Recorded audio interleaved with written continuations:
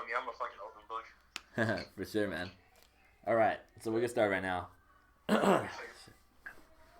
Well, Okay. No, I'm ready. Go ahead. no, no worries. So I don't have an introduction for this podcast. My bad. Nah, that's all good. No worries. So I don't have an introduction for these type of podcasts. I'm very indecisive, but I do go by Tony Awdball. This is an odd conversation here with a very special guest. Yeah. Spencer Aragon, aka Rufio Spenz, aka Big Hurt, aka Pillsbury Pimp, aka Wavy Havoc, fucking million other names I could possibly think of. Shit. I know, man. I should start putting my AKAs in this introduction. Like Sugar Dick Daddy with the candy nuts, the 2-minute man. 2 minute man. That's a pretty solid ass one right there, honestly. Only very few understand how that is. Anyways, but shit, man. We go back to my first like interview thing when I was getting that started. You can still find a video on YouTube. But yeah, man, back in the Why Not TV days. Yeah, I remember those. That was when 2016 I think it was. 2016, we filmed it at Frankie's house. Yeah, I remember that. What's it called? We even like your dog ran out, and we ended up finding it, and a fan of yours actually found it. Oh, yeah, dude. My dog is he's a fucking character. Yeah, that's for sure. Shit. Yeah, man. What's it called? Yeah, but ever since then, I do remember like every time I seen you play live, whether it was from like MG HG2 or something like that. Like what's that channel's name? It's MG2H2. Hold on. Music to get high to M2GH2. I always fuck it up, and I've known the guy for like fucking like 4 years now. Shit, I know. I can only imagine how that is, man. Because I'll be doing the same shit where I'll be what's it called? Like even with just like regular like friends of mine that make music, and I'll still fuck their names up sometimes. So I understand the feeling. But yeah, man. I mean, you guys been working together for a cool minute now, and and that's also the same dude that goes out and records for like Such Shallow Water Boys, does his own music videos and stuff.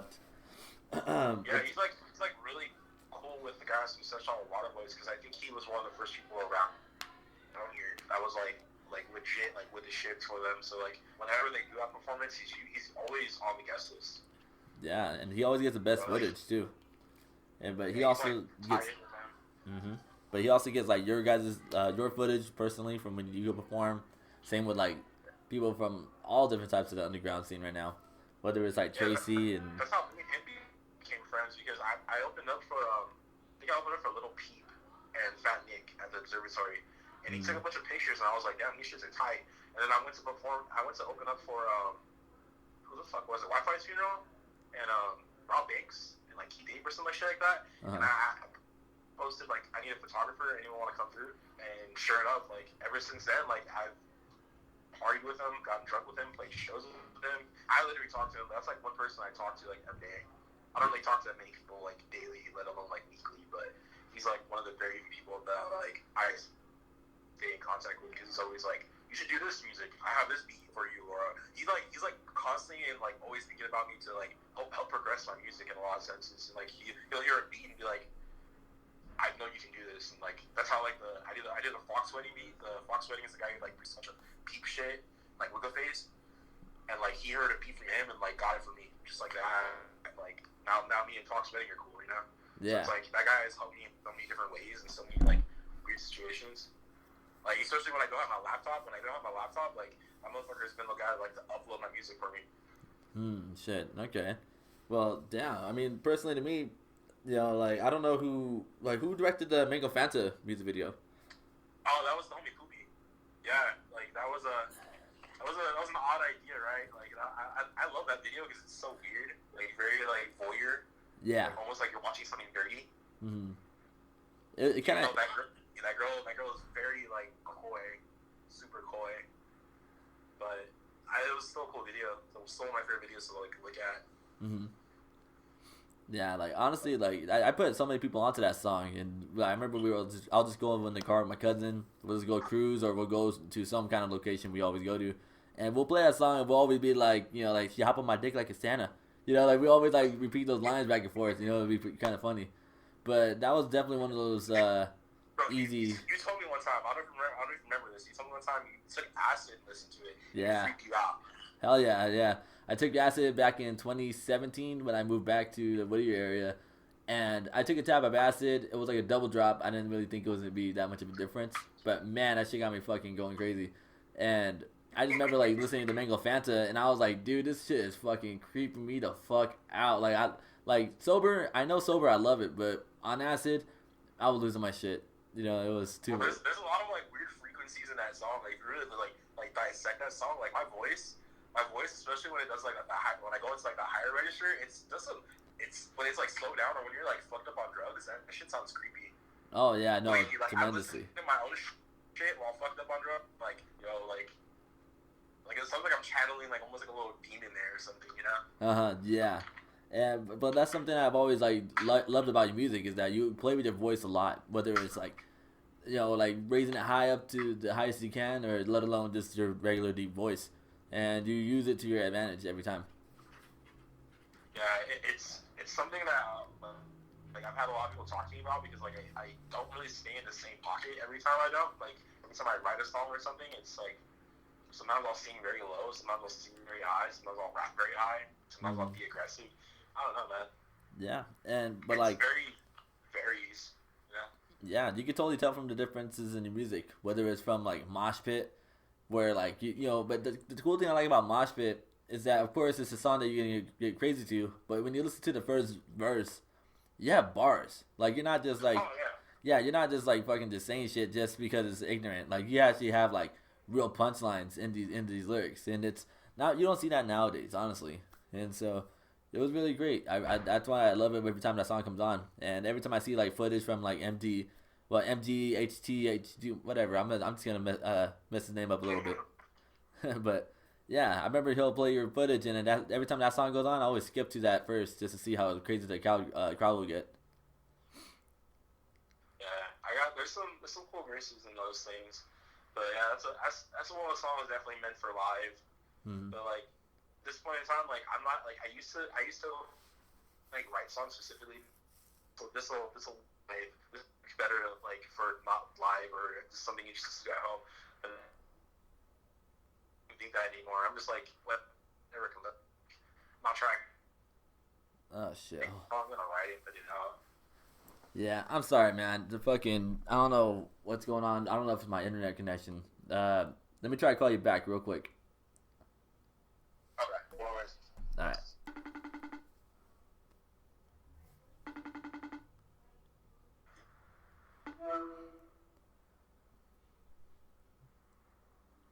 Oh shit, he's not here. God damn it. Not there anymore? Yeah, like I don't see no picture. Yeah, it's poor connection right now. I don't know on what side it is. I see you fully, and I see myself. Shit. Yeah, I don't know what's okay. Well, fuck. Yeah, this whole thing's going all blotchy. I have no idea what's going on, but I don't know. Worst comes to worst, you know, we could just figure something out. Because either way, it's gonna be both on SoundCloud and YouTube as well, anyway. So it works out. I was actually just listening to it a lot. Let's see. I don't know. Like, would you? Fuck. I don't know why I'm getting all tongue tied right now. Like, would you be cool with just like, you know, if we put it up on YouTube, just keeping it like audio, or want to try to get the footage in still? Yeah, well, whatever's best for you, man. You know what I mean? Okay.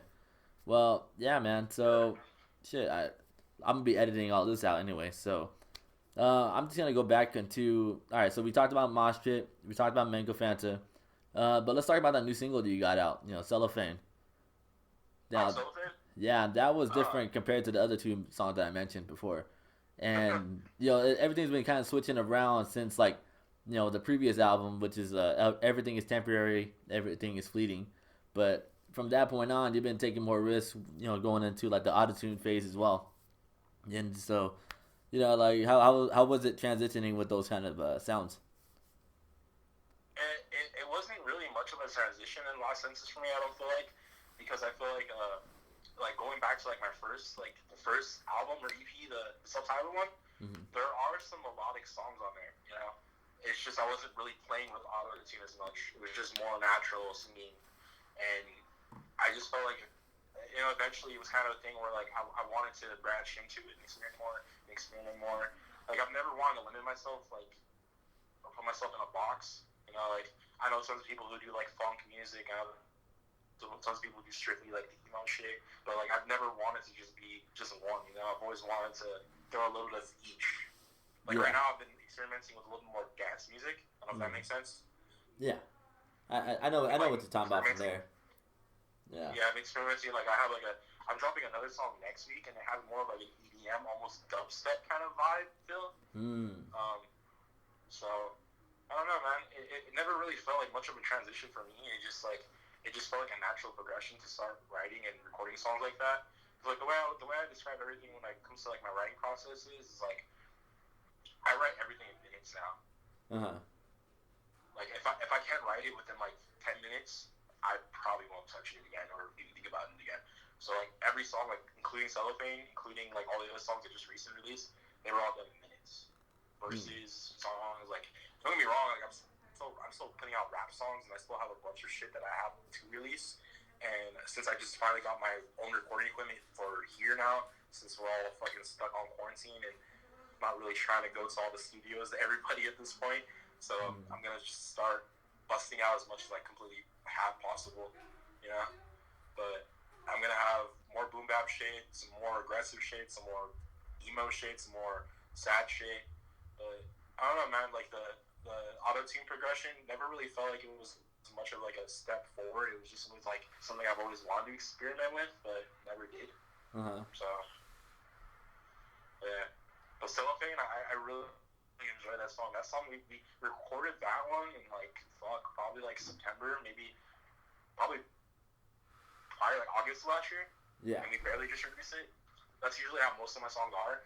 Usually like record them and like sit on them for like 4 or 5 months. Okay. Shit. So like is that's how it's been for the previous albums you've released before?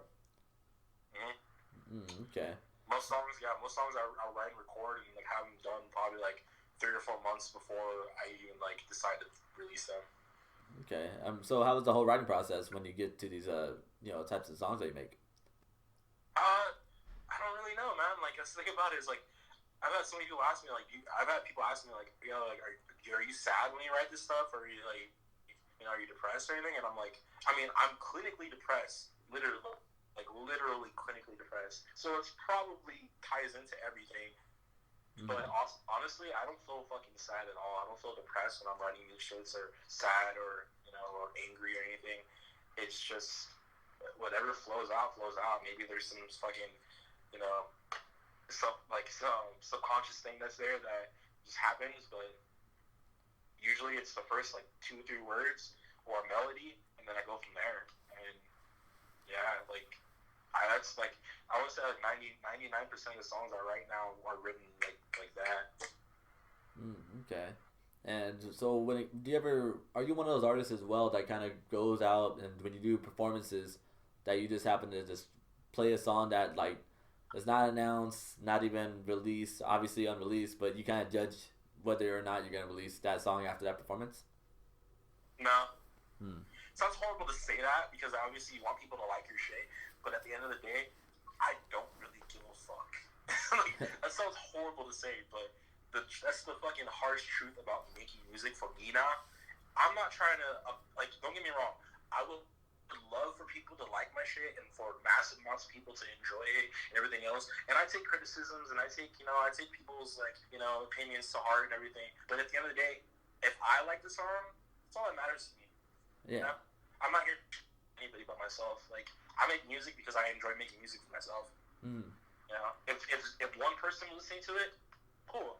If 0 people were listening to it, cool too. If 1 million people were listening to it, cool too. It'd be the same shit to me, Yeah. I don't get me wrong. I feel like obviously 1 million would be like, like now it's like reaching like it's greater numbers. But at the end of the day, like, nah, man, none of it matters. Like, I make music because at the end of the day, it's like one of the only things I feel like I do like naturally, and it makes me happy.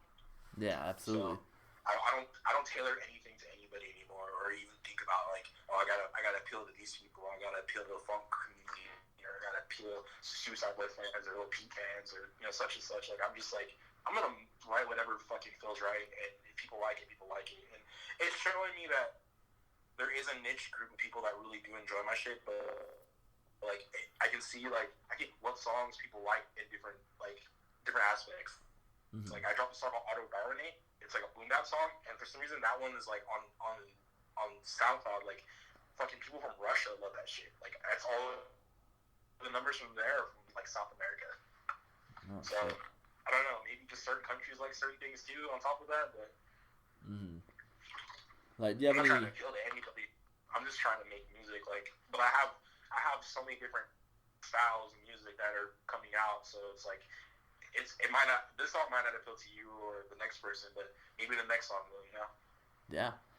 So how do you battle the whole overthinking and insecurity behind making your music and such? I like to kiss shit, I love that phrase now. Kind of live by that now. Kiss. Keep it simple, stupid. Okay, yeah, remember that. Yeah, it sounds ridiculous, but like that's something that's like a mantra. That's like I don't try to overthink anything anymore. Like music, anything at this point, it's like if I have to think about it, it probably isn't going to be good. If I have to overthink it, probably not going to be good. If I have to force something, not going to be good. Yeah. It all has to be natural. It all has to feel your aesthetic, your own personal brand, like what you are. Like, and we're living in a digital age where it's like aesthetic and brands are really like crucial. TikTok, fucking Instagram, whatever. But like, just be yourself. All you can do is be yourself and be that to a T, or be that times like 10. Yeah, true. So, I did touch on performances earlier, but I do have a couple more things to talk about with that. Whether do you have like any memorable performances or even like encounters on the way to the show or even at the event itself?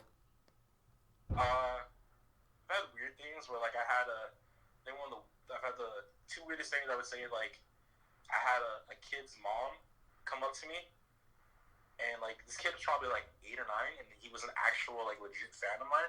And he was too nervous to come say hi to me and ask for my autograph. So his mom had to come ask for me. Yeah, and the little kid looked like he was about to cry. That was probably one of the coolest things I've ever experienced. Shit. And let's see. I think, honestly, I gotta go back to the Suicide Boy show. Well, for Suicide Boys, I think it was 2017. 2016. I want to say 16. Yeah, I want to say so. That show was fucking incredible. Like, I performed right before they went on, and, bro, like, within, like, 15 seconds into my set, someone did a backflip into the pit. Oh, shit. Yeah, like, I remember, because me and the homie looked at each other, like, did you just see that shit? Like, me and Brian looking at each other, like, yo, someone did a fucking backflip, like, That was one of the most intense shows I've ever played. And then, on top of that, I had, like, a really, really hot bad bitch with me that day. That was my first night hooking up with a black woman, and she was like a light-skinned black woman, and I remember people like looking around at me and looking at her like doing double takes because like she was like that bad. I mean, me and a few people, we call those people howdy, So if we seen you right now, it'd be like, oh, that's a howdy right there, and they're like, what's that mean? Like howdy get her, like I want to howdy get her. Yeah, we used to call people howdy all the time. Even that was me that night, and I felt that the whole night, like people just staring at me in such weird ways. Yeah. I'm not gonna lie, man. I remember throughout the years, you sent me some ratchet ass shit for sure. Like whether it was, yeah, man. I remember. Yeah, Snapchat. Or yeah. Fucking like, yeah. Dude, like I'm not gonna lie, man. Regrets, bro. Dude, I remember you you're one of those people that proved that hey, it don't matter if I'm big and shit, you know what I mean? Like I'm a cool guy, and then you always get these girls and stuff, and it's like, like I seen like one of them, I'm like, how the fuck did you do that? Like that's crazy, and like obviously there was more than just hugging and kissing. Like dude, yeah, those Snapchats are very vulgar, so, but yeah, I'm not complaining, shit. I deleted my Snapchat, so haven't been doing that in a while, but ain't got no quarantine day. But after this, coming for them, you know. Dude, honestly, man, after this quarantine, if I don't get an STD by the end of it, I have not fucked enough pussy.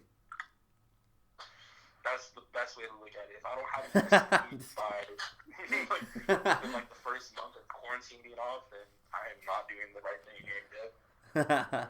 No, man. Honestly, man, no. I bought myself a chastity belt, man. I can't even do that no more. And I've been trying to save myself and stuff, but you know what, man? I don't know. I just know that after things get let up, people are gonna be acting like animals for the first like couple weeks, and shit, I'm all for it. You know, like do what you gotta do. You know, like I mean, I'm not that bad. I used to be pretty fucking bad, but like these days, I mean, I guess I'm still kind of bad, but yeah, I do get some free girls, and I don't know, still have my experiences, but not like I used to. Yeah. I'm trying to be domesticated. Shit. Well, what kind of character traits do you need in a woman when it comes to like not settling down? I'm not saying that you're at that stage, but like to really grab your attention and to make you pursue. Intellectually stimulating me. Not be boring. Be open-minded and willing to try new things. I don't know. I guess anyone is more like up to do things. Because that's kind of the way I am in a lot of senses. Like I'm always up to like trying new things and I kind of thrive off of trying new things and like learning new things and being around new things and like I'm the type of person that I can go to the same restaurant like 5 or 6 times, 7, 8 times, and try and find a meal that I really like, but I'm still gonna order something new every time. You know what I'm saying? Because you never know. So I don't know. I have a thing for black hair as well. I don't know why. I think it's because I was really into like the girl from like the Distillers when I was younger, and then I was really into that girl from She's All That. I had a real thing for girls with black hair. It's Spice, Victoria Beckham, and girls with big eyes. Big eyes. It's a weird characteristic, but yeah, girls with big eyes, like not like super huge eyes, but like I don't know, big eyes, I guess. Not bug eyes, but big eyes. Yeah, I mean, I've heard people really look at elbows, look at earlobes. I don't know what it is about them for doing stuff like that, but I mean, at the end of the day, it's about what gets your attention. I mean, as for myself, like people always ask me like, what's like your favorite type of, like what's your type of girl, and I just say what I like, but I do find myself really more attracted to like Latina and like Hispanic chicks and stuff, and. But I'm not one to discriminate either. But I mean, that's just where my heart lies. So what can you say?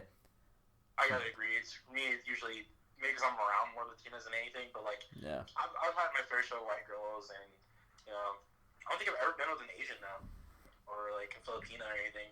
Yeah. So maybe. I mean, I think I think if I can really remember, I think maybe 2 white girls. I know one for sure. The other one I don't know, but. Yeah, one of them I just did it because it was like my cousin's best friend, so I just want like bragging rights. And then another one, I was just really drunk and she was like pretty fat. Yeah, it's not my proudest days, but aside from that though, it's just not for me.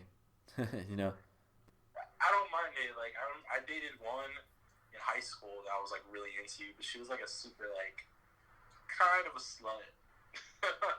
Like I'm pretty sure she cheated on me multiple times. It is what it is, though. High school days, bro. Shit, I was a virgin in high school, so I wouldn't know.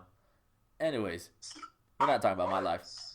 I was like a unicorn in my school. I was a virgin until I was 17, and I remember I had girls telling me left and right, like in school, like, if you don't lose it by this time, I'm gonna take it from you. Like, I was in my creep shit, like, I'm gonna take it from you. Yeah, I mean, I did have a girl that was similar to like that, but she was like more of a tease, but she was like a slut for everybody else. But then again, I was like what, 18 I think it was, and she was like 22 maybe, I don't know. She was older than me, but that's different. Long gone nowadays. I don't know, but you know what? Hoes make the girls go around. That's one thing I can say for sure. Yeah, but. I'm gonna switch it up just a little bit here, just because I have a few questions here to really get touch on, because I like your insight on a lot of stuff. You always have like a a great input on everything from all the conversations we've had in the past. But what do you think of the state of music right now?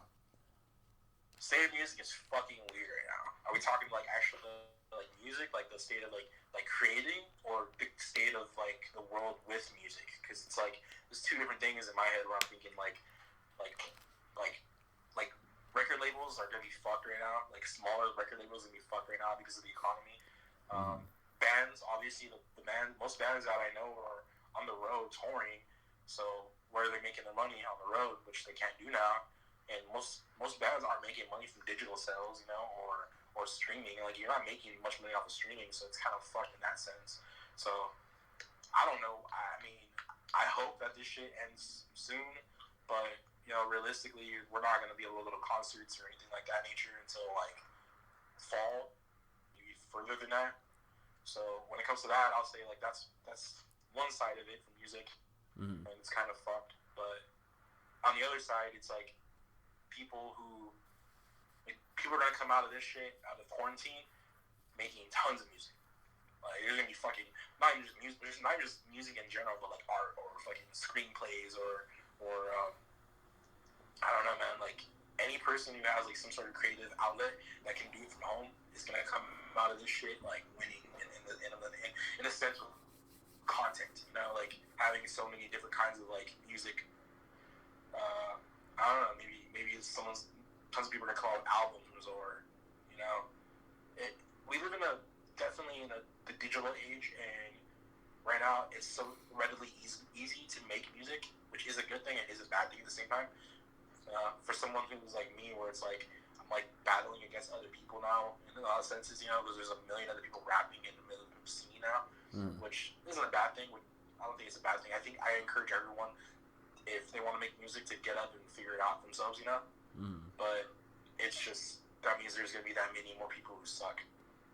Oh yeah, it really is. And honestly, man, like I think that's like another reason why I look forward to this quarantine. Like even when like the announcements were about to go out, I was like, cool. I mean, I give some time to myself, see where it goes from there.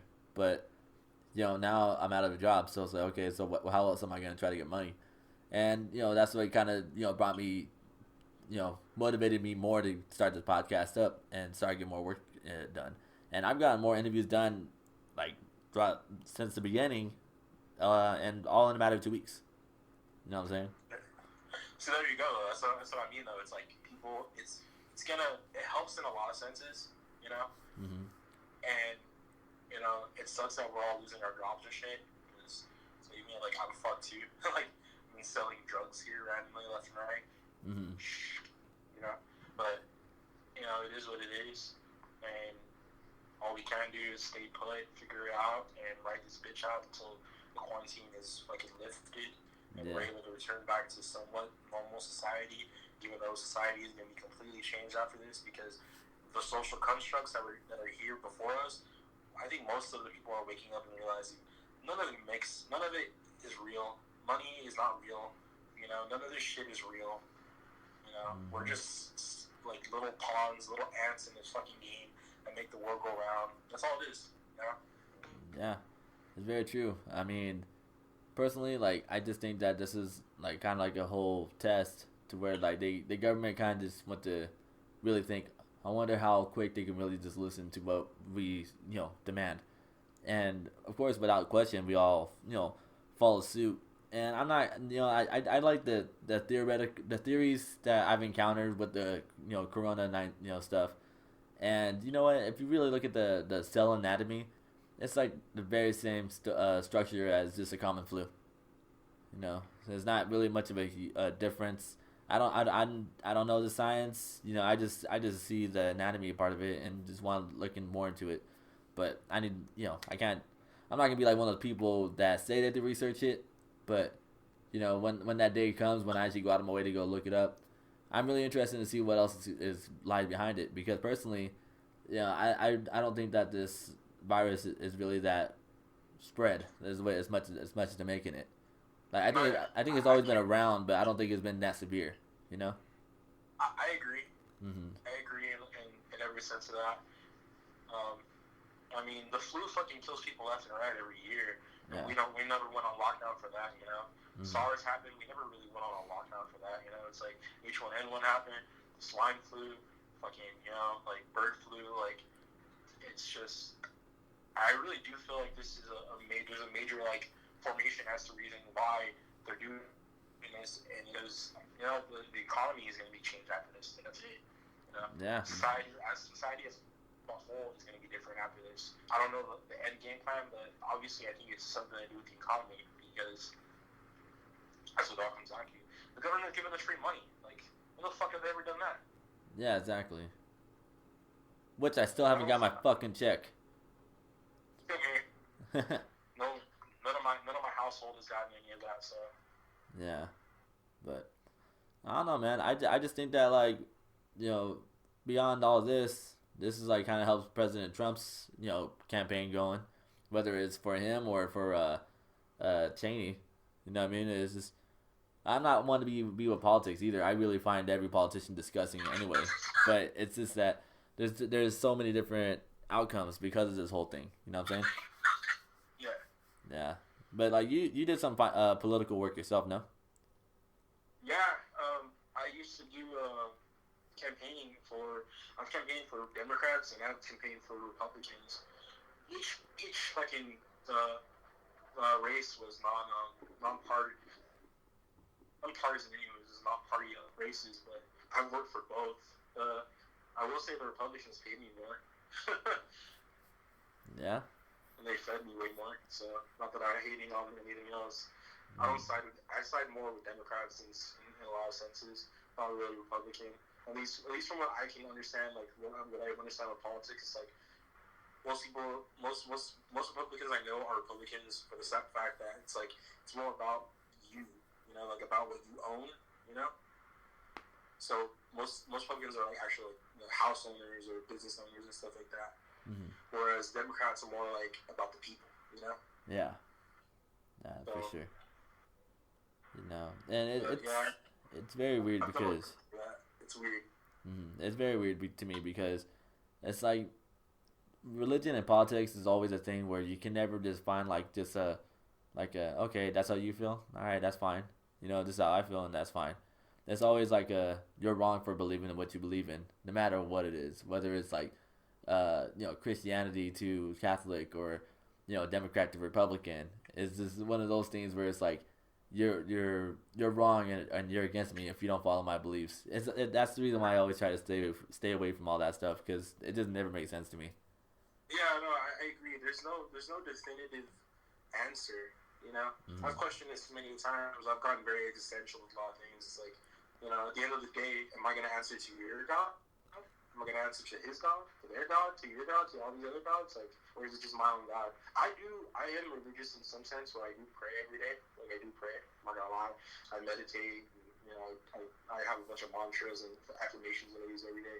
But I wouldn't say Christianity. I wouldn't say anything like that. I just pray to whatever the universe is, I guess. Mm-hmm. You know, some higher power. Yeah. My experiences with God, so I guess I could gauge that in a lot of senses. Man, I ate so many mushrooms one time. I looked down on God. I'm like, hey, you need help up? You know, like definitely, man. You take certain amount of like psychedelics, you'll definitely reach that plateau. It's so weird. Mine was acid. Man, yeah, that was like the last time I took acid was with listening to what was it, Mango Fanta. That was the last time I took acid. But you know, I think the time with acid was a good experience. Mm-hmm. The time before that, the first time I took acid was a scary ass experience, and I'm pretty sure I probably got PTSD because of it. Wow. Yeah, you want to get in depth with the psychedelic talk or no? Yeah, like the first time I took acid, I didn't know number one, I didn't know it was getting to me. Okay. So me and a couple of my homies had already partied the night before till like 4 or 5 in the morning.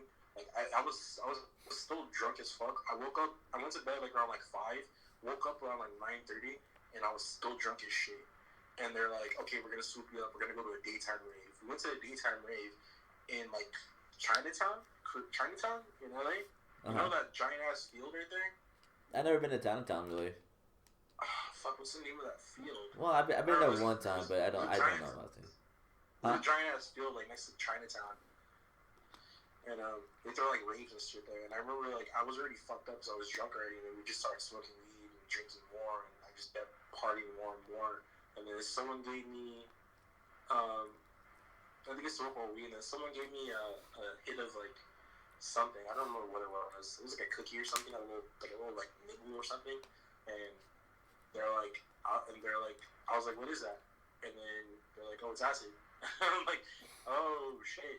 Wow. I'm really trying to go down this rabbit hole, but that rabbit hole opened up, and I just remember like freaking the fuck out in my head, and I can remember everything vividly. I remember a security guard saw me, and he was like a giant Samoan looking dude. And I remember he looks at me and he goes like, he sees that I'm tripping. Like I'm pretty sure I looked like I was in a state of panic. And he looks at me and he's like, hey man, like, are you good? And I'm like, nah. And he's like, yo, I know a way to get rid of your high. And in my head I was like, thank God, like, thank you Jesus, like, thank you. And so he like takes me to like the back of the stage where like the DJ was, and he pushes me up against the side of a fucking like a tour bus. And he says, give me everything you got in your pockets. Like, he literally has his, like, hand out, and he's like, give me everything you got in your pockets. And I'm over here freaking out already. I'm already fucking, like, my paranoia level went from, like, 1 to, like, 10 million. So, my fight or flight instinct kicked in, and I fucking karate chopped the motherfucker, right? And I ran as fast as I could into the crowd. And I remember I was wearing, like, two shirts. I took off one of my shirts, took off all my piercings and my fucking gauges and everything. And yeah, I freaked the fuck out for the next like 5 hours. Well, yeah, someone's trying to rob you. You know what I'm saying? Yeah. And it's like, shit. It wasn't just that. Including my friends, I thought everyone was trying to kill me. Yeah, that happened to me on my acid trip as well. I went with my cousin to go pick up some bud at some kind of clinic. I think it was in Anaheim, but it was in some kind of like sketchy ass spot. The parking lot was parked next to an apartment complex, and the apartment complex, nothing was on. All the lights are off. I don't know if there was cars there even. And we picked up my cousin's friend, and he was all zanned out, all drunk, and he was telling me about how he'll go out and sell pills. And me, I'm bugging out on acid still all day. I'm on my come down, but I'm still like tripping. And he's all telling me about all like pretty much like his whole drug dealing business. And he's like right behind me telling me this story. And the area is already sketchy as it is. My cousin's taking a long time, and I'm like, dude, did my cousin just set me up right now? Is this guy gonna stab me in my neck or some shit? Like, dude, like if he kills me, no one's gonna know. Dude, why would my cousin do this to me? And I tell my cousin until this day, man, he'll laugh his ass off because he's like, dog, I would never do that to you. I'm like, I don't know, man. Like, it's just a fucking, fucked up zone to be in anyway. So, what else can I think? You know what I'm saying? Yeah. But, do you remember your first time taking ecstasy? Yeah. My first time taking ecstasy, it was that hard summer of 2018. And, like, I took a half a pill because my friends wanted it. And I'm not stingy when it comes to anything, honestly. And so basically, we all took it, and we sat down waiting for our friends to come back with water. And all of a sudden, one of my friends, shout out to Zell, like she just kind of just like with the back of her fingers just like rubbed my shin. And the second she did that, she goes, "How are you feeling?" And it kicked in instantly, and. And it felt orgasmic as it was, just her touching my leg, and I was like, "This is gonna sound weird, but can you just keep rubbing like my shin?" It's like, I don't know what it was, man. It was cool, and then we got up, started walking to a stage. The hot temperature started cooling down, so my skin was feeling good, and all of a sudden, I remember dancing on the way to the stage, and this fucking gay dude comes up, and like I'm not homophobic at all, but like he tried to grab my hand and dance with me.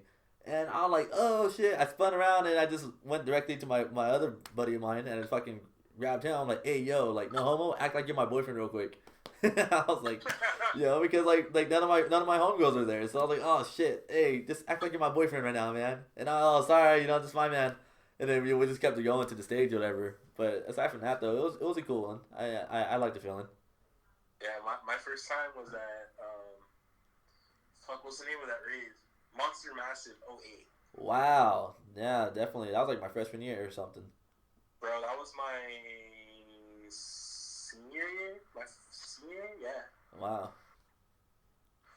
I went with my ex-girlfriend well, my girlfriend at the time, and I think I took 2 pills that night.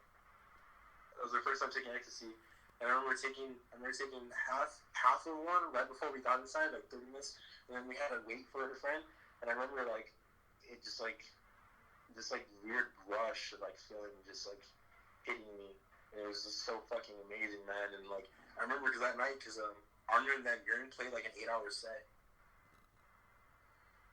And I saw Physics the House Cat, and everyone was in costume. And fuck, man, I was on ecstasy for like fucking, I don't know how. I felt like that rave went to like 5 in the morning. That was back when raves were still around here, still going to like 5 in the morning.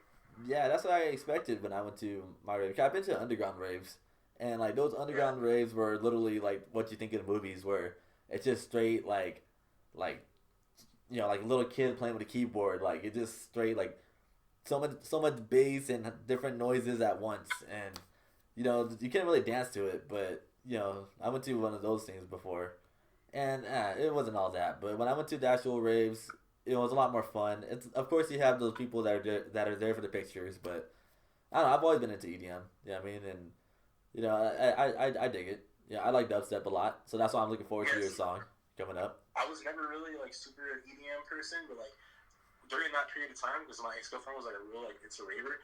I was a promoter for Insomniac. Oh wow, crazy. I during like it was like '08 to like '10, and that was like Weird Al. Weird Al was still like that was when we were like starting to tour and everything. So like I would come back from tour and shit, and I would like go out and like I would like meet up with people and like make it be like, yo, like you gotta go pass out the flyers here, you gotta go pass out the flyers there. I would go pass out flyers at certain buildings too, or certain like parties. And then we would just get in the club and shit and hang out. Yeah, so it's funny you say that because I used to work for an embroidery company, and you know I'll still be doing work with them, but yeah, we'll make like hats and beanies and any other kind of apparel that needs embroidery, like stitching on, right? And we did all the Insomniac orders for like the past like couple years. Sorry. Yeah, so that's why you know we'll like I'll take a picture of you know one of the hats, send it out to like certain friends of mine because you know you can't just make it public, but I'll send it to like a couple friends of mine, and they'll be like, oh my god, make me one. You know, and it's like not my power though, but it was really cool because when I went to Hard Summer and I seen what you know their hats, man, they were making bank off those hats compared to how much we were selling it for. Yeah. So, you know, that's one thing I'm actually watching though during the quarantine is like whenever the Insomniacs were doing like the virtual raves. I've been watching those. Some of them are entertaining and like really good mixes. You know, I'm a big fan of you know Jaws and Flossadamus. I want to check out the Borgor one though. I like Borgor a lot. I watched the Borgor one. I didn't really enjoy it as much as I liked the other guy. Forgot the other guy's name. I watched the Zed's Dead one, the 12th Planet one. Yeah, I really like that guy's Sudden Death. Sudden Death's dope. Yeah. You know that's like so pure like dub right there. I'm not usually EDM, but like I've been like since quarantine's happened, I've been like just paying attention to music randomly. I'm like, fuck it, I'm just gonna give it a listen. Yeah, I mean like everyone's doing those live performances now, and you know like you have Daylight doing his fucking world tour. I'm gonna be doing a live performance myself. Okay. Well, you know, can we have some kind of details on that? I don't know when exactly I'm going to do it. I'm getting speakers tomorrow. So once I have that all figured out, then I'll probably just set it up here in my room. Like, just light a bunch of candles and put some glow sticks and shit. Just make it look like it's funny, you know? Yeah. And just do a live, like, 20-minute set. Yeah, I mean, nothing can really hold you back from here, you know what I'm saying? Like, honestly, like, but...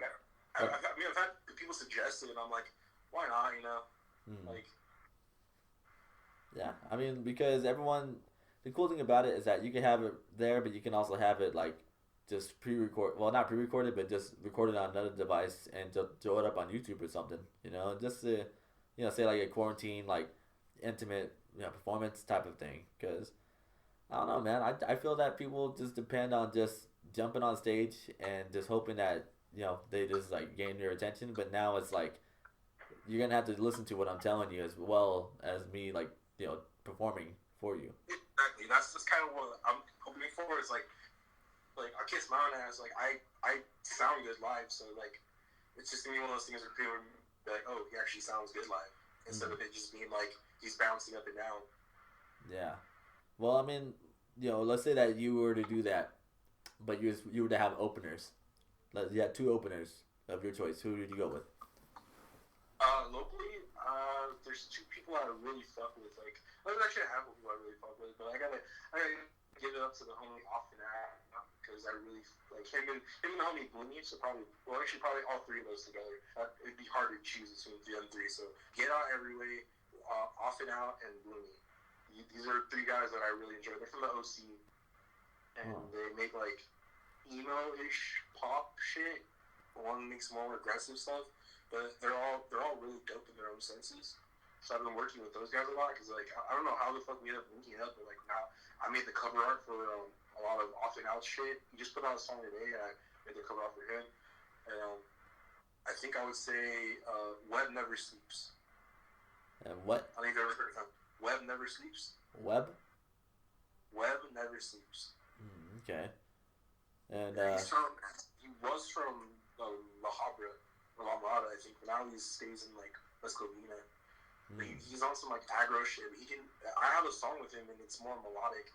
But he's one of the best around here, I think, honestly, that actually like has a look, has the talent, has style, and can rap. Like actually can rap. Yeah, put me onto those dudes. You know what I mean? Like, I'll get you their link. Like those are people I actually fuck with from like around here. But like if other people out of state, I'd say someone like Lil Boo Bang, because I really fuck with him. Maybe Santa Malo, the LA Slumdogs, like Atami. Like there's a lot of people around here that I actually like genuinely fuck with now. Like there's an actual scene now around here. I feel like that's like kind of booming.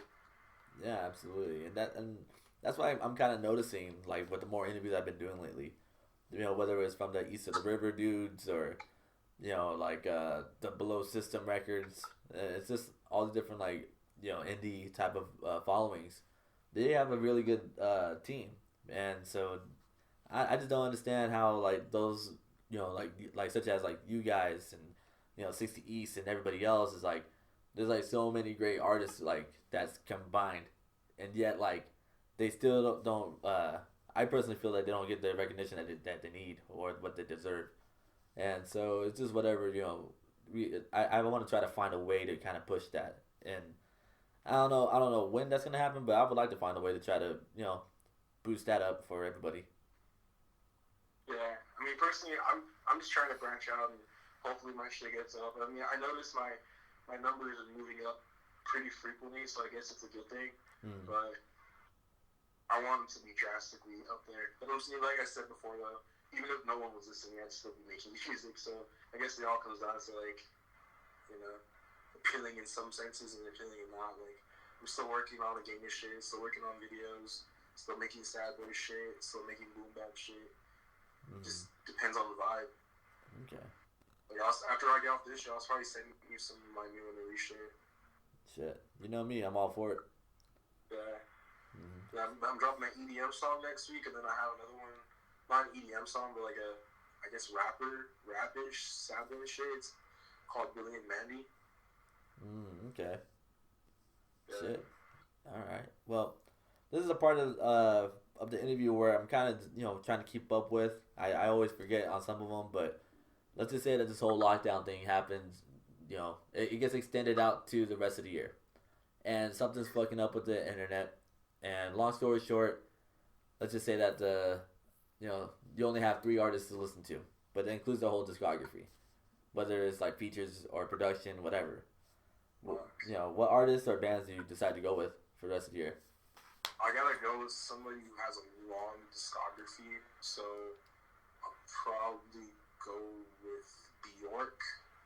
She has a really long, extensive discography. Fuck.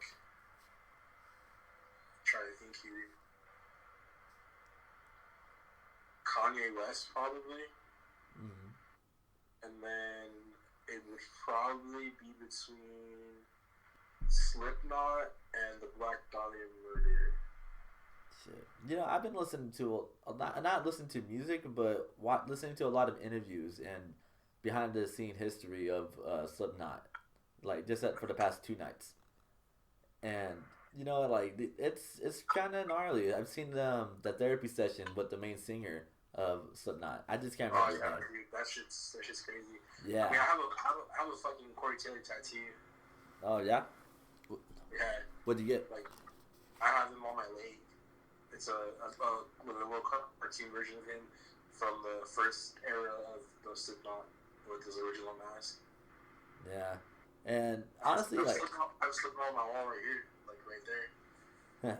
Like, and one of the homies, the DJ from Slipknot, Sid, he's produced songs for me. oh yeah, I do remember that. You did work with one of the members. Yeah, so the DJ Sid from Slipknot, I have like 3 songs. I have one that's already out, but I have 2 that are just sitting there. I don't know. They were talking about getting a couple people on it, but I don't want to name names because I don't know for sure. But they've talked to like 3 bigger artists about getting on there. Mm-hmm. So I haven't talked to the other guy because it's him and this guy named Brian Spencer that they're producing these songs. I already jumped on 2 of them, but yeah, but they were talking to like bigger artists. So hopefully it comes to fruition because those songs have been sitting there since like September too. Absolutely. Didn't you have a song with the Shake Wells supposed to be in the work like years ago? Yeah, that actually did pan out, but I scrapped the song a long ass time ago, to be honest. Okay. Yeah, I mean, I remember back then that was like a big time for like Puya and everybody in that group, or anyone that they worked with, really, and I don't know, man. Yeah, I mean, honestly, to me personally, like, I don't mean to like shit on the music or nothing, but like, it's just Puya's newer music isn't like that for me no more. You know what I'm saying? I don't know. Yeah, I agree in a lot of senses because I was never a huge fan. I only like 2 songs of it. It was like that Get Buck song and then Suicidal Thoughts in the Back of the Cadillac. I really like that song. Yeah. But I don't know, like I never really like was like a fan like of the shit. Like yeah, I'm gonna bump you. Yeah, like I don't know, I respect everything they do though. I'm not gonna take that. I'm not knocking it. I just we all like what we like, But I don't know, man. I mean, hopefully they make another big what's it called? Like they shock the whole industry, shake things up a little bit, because I like seeing that with everybody. So yeah, I don't know. I think they would have to switch up their style for it to be something dramatic, like go like fucking Childish Gambino. Oh yeah, that was a huge transition because I remember listening to him when he had a Heartbeat out. Heartbeat was the shit. My homie put me onto him like way before all that. Like when he was like he has a song like with an Adele sample. Yeah.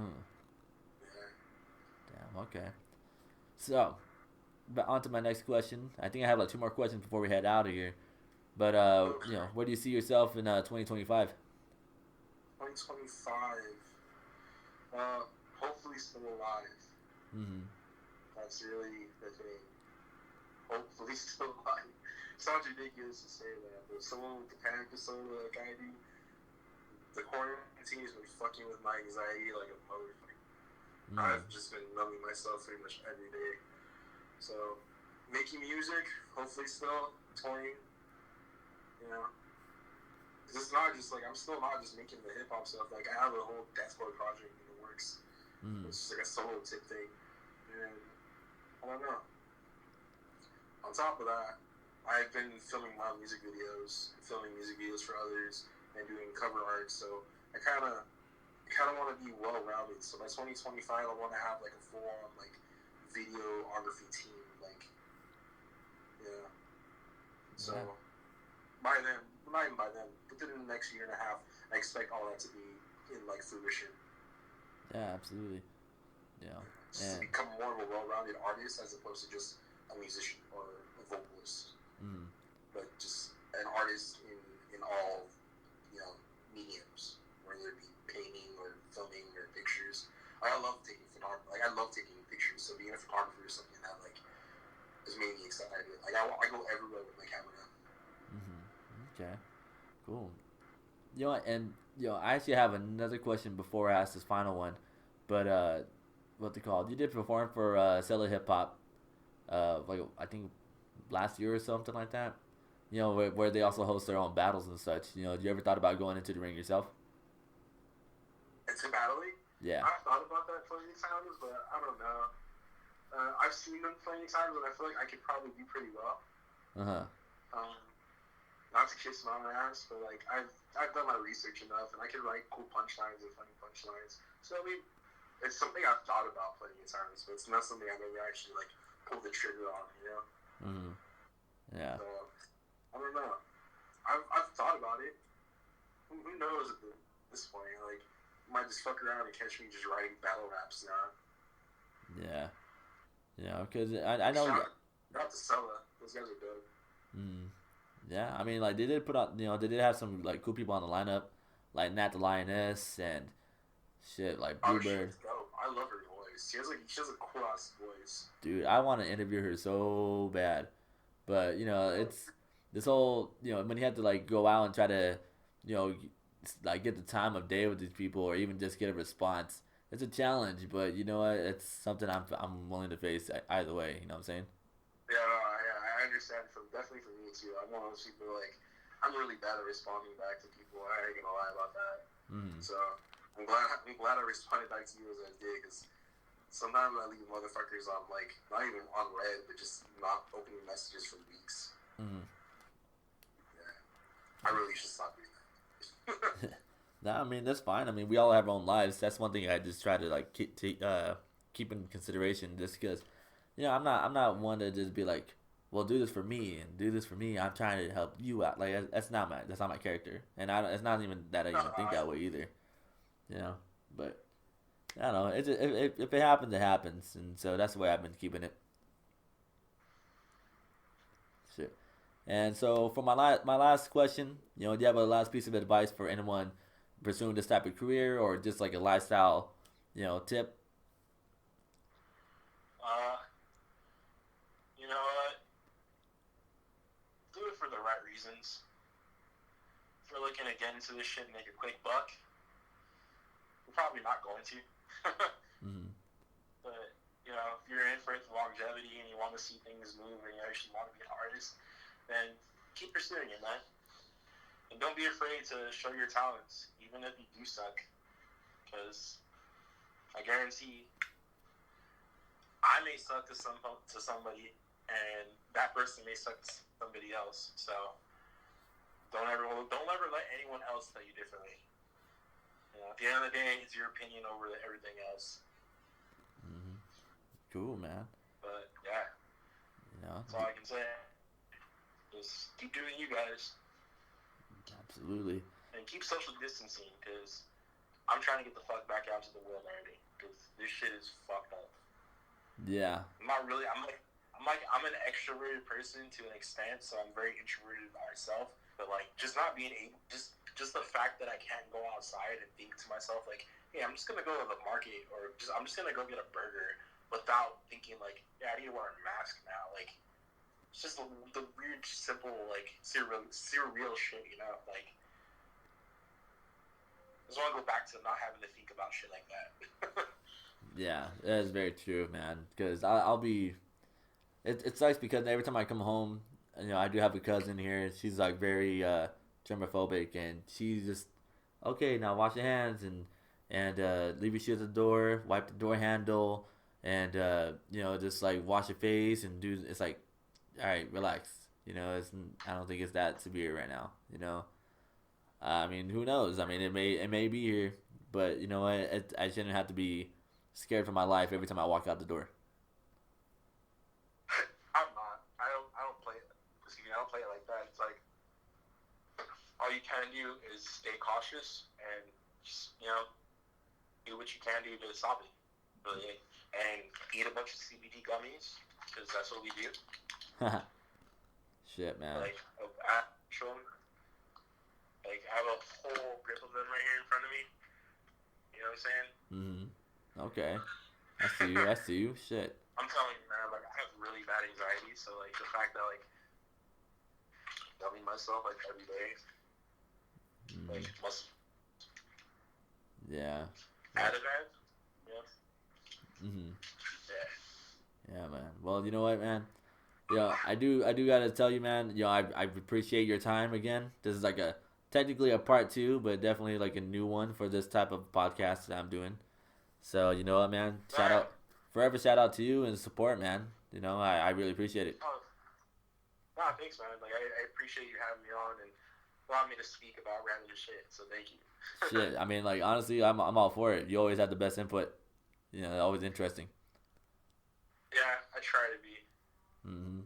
Cool. Well, just like an intro, I don't have an outro either, but I do go by Tony Awdball. This is an odd conversation here with a very special guest.